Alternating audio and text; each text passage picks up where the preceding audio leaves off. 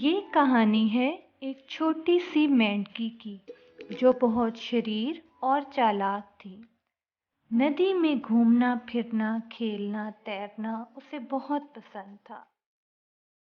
ندی کے قریب بہت سے پیڑ تھے۔ ایک پیڑ پر ایک کالا سا کوا بیٹھا تھا۔ وہ کوا کائیں کائیں کر رہا تھا۔ بی مینڈکی کو دیکھ کر کوے کے منہ میں پانی بھر آیا۔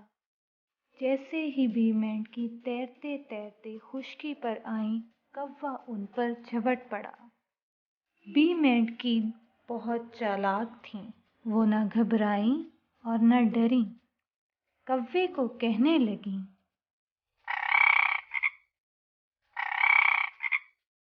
چچا کوے، مجھے یہاں مت مارو۔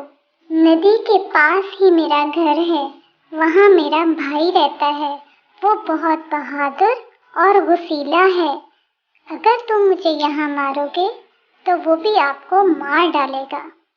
کوا بی مینڈکی کی باتوں سے ڈر گیا۔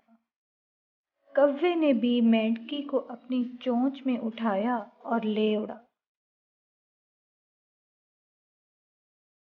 کوا بی مینڈکی کو ایک گھر کی چھت پر لے آیا اور وہاں کھانا چاہا۔ بی مینڈکی بالکل نہ گھبرائیں۔ وہ بولیں، چچا کوے، مجھے یہاں گھر کی چھت پر مت مارو۔ اس گھر کے قریب میرے ابا جان رہتے ہیں۔ وہ بہت بہادر اور طاقتور ہیں۔ وہ آپ کو مار ڈالیں گے۔ کوا بی مینڈکی کی بات سن کر گھبرا گیا۔ کوے نے بی مینڈکی کو چونچ میں پکڑا اور گاؤں کی جانب لے اڑا۔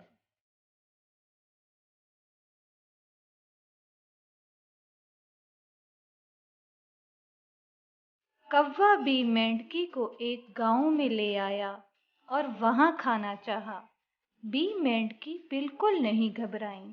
وہ بولیں، چچا کوے، مجھے یہاں مت ماریں۔ اس گاؤں میں میرے دادا جان رہتے ہیں۔ وہ بہت غصیلے ہیں۔ اگر آپ مجھے یہاں ماریں گے وہ بھی آپ کو مار ڈالیں گے۔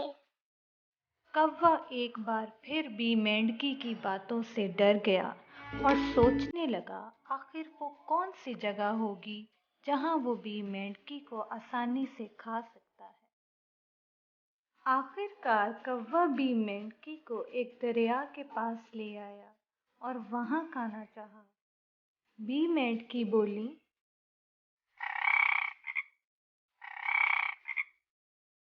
چچا کوے، یہاں دریا کے قریب آپ مجھے کھا سکتے ہیں کیونکہ یہاں میری مدد کرنے والا کوئی نہیں ہے۔